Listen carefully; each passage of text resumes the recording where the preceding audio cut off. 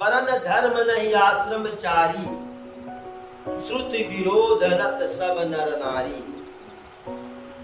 काकभूषुंड जी कहते हैं, हे गरुड़ जी, कलयुग में जो वर्णाश्रम धर्म है, ब्राह्मण क्षत्रिय वैश्य शूद्र, यह रह नहीं गया।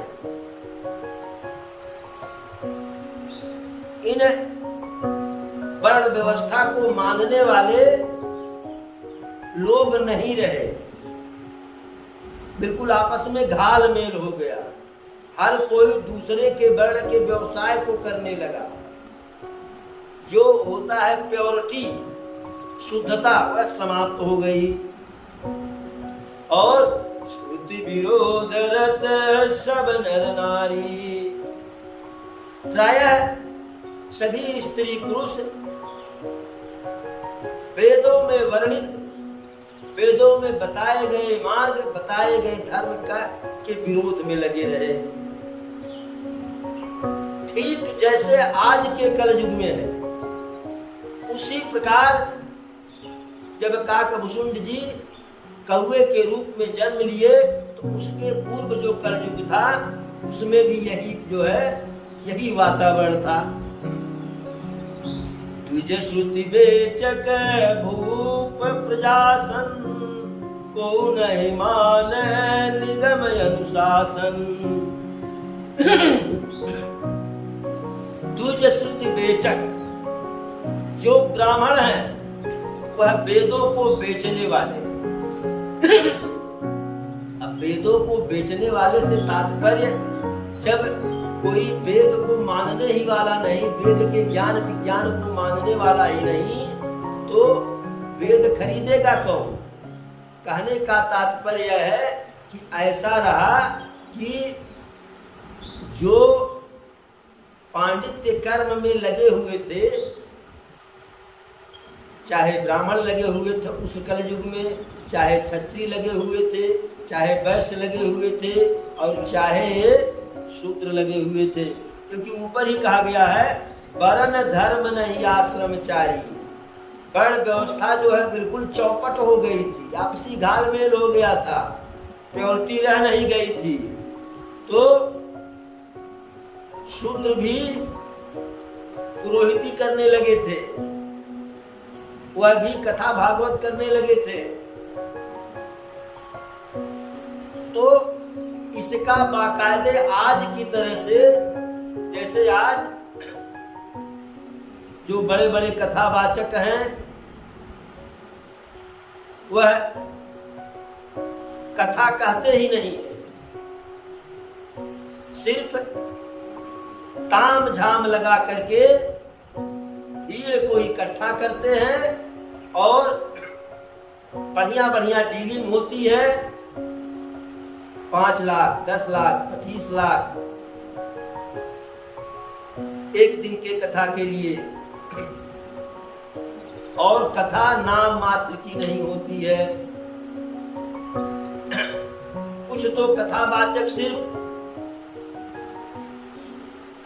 नचाने का कार्य करते हैं कथा में। ठीक इसी तरह का कलयुग का वर्णन काकभूषुंड जी करते हैं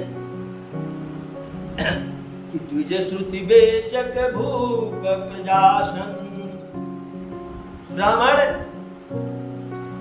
वेद ज्ञान को बेचने वाले हो गए थे और राजा प्रजा का पालन करने की बजाय प्रजा को डसने वाले थे। कहू नहीं माने निगम अनुशासन, और कोई वेद पुराण में वर्णित व्यवस्था को, अनुशासन को मानने वाला नहीं था।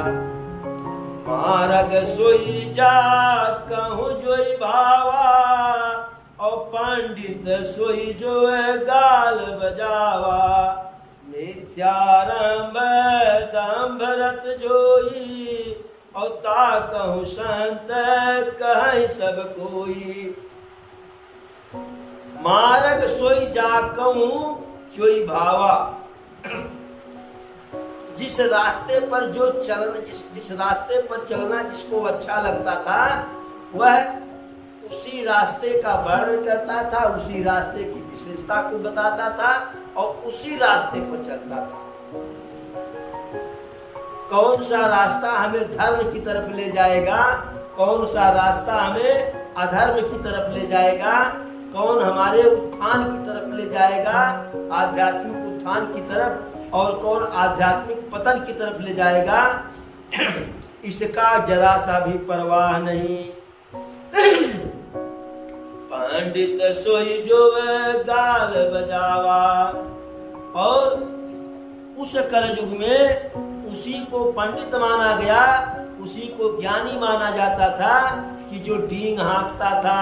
आज की तरह से जैसे कोई विद्वान समाज में कुछ ज्ञान की चर्चा करता है, तैसे ही अज्ञानी तड़ाक से जवाब देता है, चुप रहिए, आप कुछ नहीं जानते, हम बता रहे हैं।